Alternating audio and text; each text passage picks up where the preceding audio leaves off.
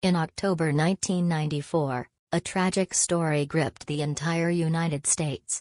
A young mother appeared on television, crying and begging for the safe return of her missing children. Her name was Susan Smith. And the story she told police would soon shock the world. Susan Smith lived in the quiet town of Union with her two young sons, 3-year-old Michael and 14-month-old Alexander. On the night of October 25, 1994, Susan called the police with a terrifying claim. She said that while stopped at a red light, a man suddenly approached her car, forced her out at gunpoint, and drove away with the vehicle. Her two children were still strapped into their car seats in the back. The shocking report immediately triggered a massive search. Police officers, volunteers, and FBI agents began searching everywhere for the missing boys. Across the country, people watched the case unfold on television. Susan Smith appeared in interviews, pleading with the kidnapper to bring her children home safely. Her emotional cries touched millions of viewers. But behind the scenes, investigators were beginning to notice something strange. Parts of Susan's story didn't seem to add up. There were no witnesses who saw the carjacking. No surveillance footage supported her claims. And detectives could find no evidence that the crime had ever happened.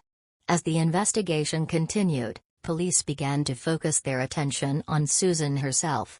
After 9 days of questioning and pressure from investigators, the truth finally came out. Susan Smith confessed to a crime that stunned the entire nation. There had never been a carjacker.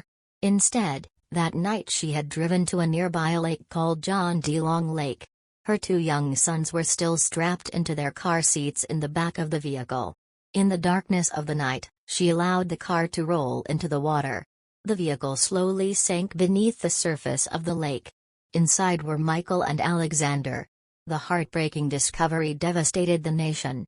Investigators later revealed a disturbing motive behind the crime. Susan had been involved in a relationship with a man who reportedly did not want children. Prosecutors believed she saw her sons as an obstacle to that relationship. In 1995, Susan Smith stood trial for the murders of her children. The courtroom heard emotional testimony from investigators, family members, and experts. The jury ultimately found her guilty. She was sentenced to life in prison. Even today, the case remains one of the most disturbing and heartbreaking crimes in American history. For days, the world believed it was witnessing a desperate mother searching for her missing children. But the truth revealed something far darker. A tragedy that would forever